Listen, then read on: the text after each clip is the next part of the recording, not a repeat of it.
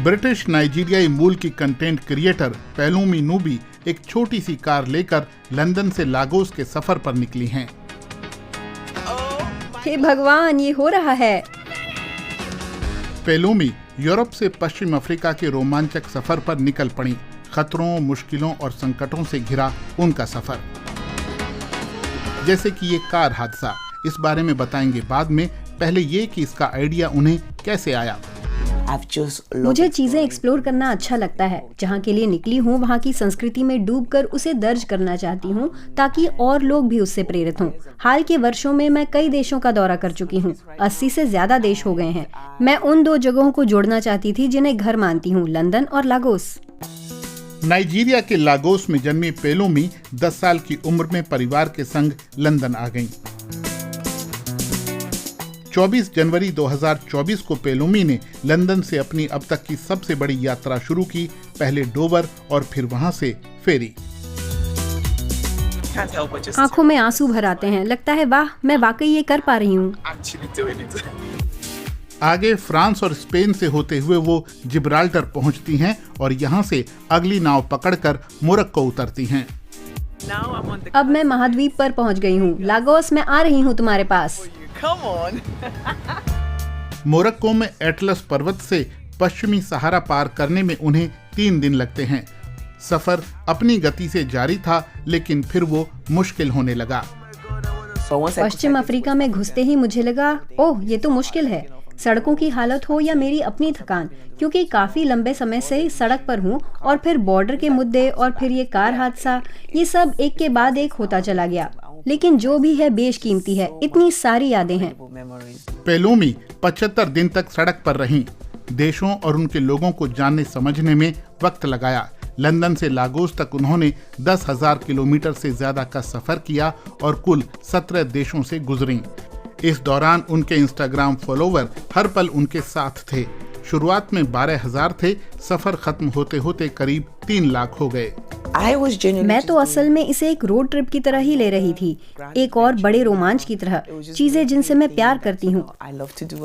मैं अफ्रीका को content creator के तौर पर दिखाना चाहती थी, लेकिन मुझे जल्द ही पता चल गया ये कोई आम बात नहीं कि लोग काफी गहराई के साथ आपसे जुड़ाव महसूस करने लगे।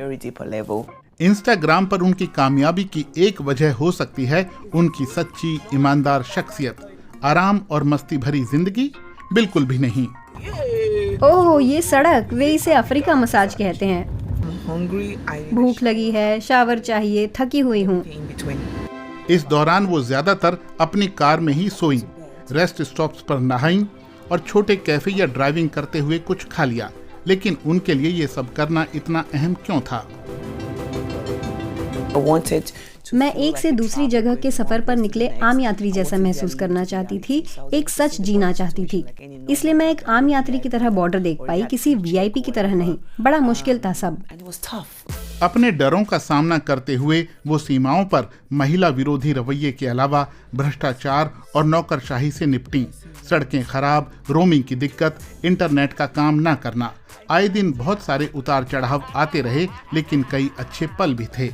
हालांकि सबसे खराब अनुभव उन्हें आइवरी कोस्ट में हुआ।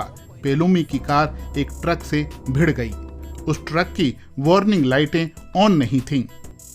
अभी तो मैं ड्राइव कर रही थी और अभी ये क्या हो गया? एयरबैग मेरे चेहरे पर आ धंसा। मैंने सोचा अचानक ये हुआ तो हुआ क्या? चमत्कार ही था कि पेलूमी बच गईं। हिम्मत हारने का तो सवाल ही नहीं था। उनकी कार मैकेनिक के पास 10 दिन तक रही। फिर वो निकल पड़ी घाना, टोगो और बेनिन होते हुए अपनी आखिरी मंजिल लागोस के लिए। हम लोग लागोस की बॉर्डर पर आ गए हैं दोस्तों। मैं खुशी से चीखने वाली हूँ। 7 अप्रैल 2024 को नाइजीरिया की सीमा पर पहुंचते ही पेलूमी अकेले कार चलाकर लंदन से लागोस पहुंचने वाली पहली ब्लैक महिला बन गईं। अजनबियों से प्यार मिला तो देखकर अच्छा लगा। जैसे हर कोई जानता था कि कुछ खास हो रहा है। मानो एक समुदाय, एक राष्ट्र की तरह उमड़ आया। क्या क्या नहीं हुआ, ये जश्न वो जश्न। अगले दिन पेलूमी और उनके माता पिता लागोस फेडरल स्टेट के गवर्नर के मेहमान थे। न केवल उनके सारे खर्च का पैसा उन्हें दिया गया, बल्कि उन्हें एक नई कार भी भेंट की गई। तोहफे में एक अपार्टमेंट भी मिला और उन्हें लागोस का टूरिज्म एम्बेसडर बना दिया गया। युवाओं और खासकर महिलाओं को कहना चाहती हूँ कि वही करें जो असल में चाहते हैं।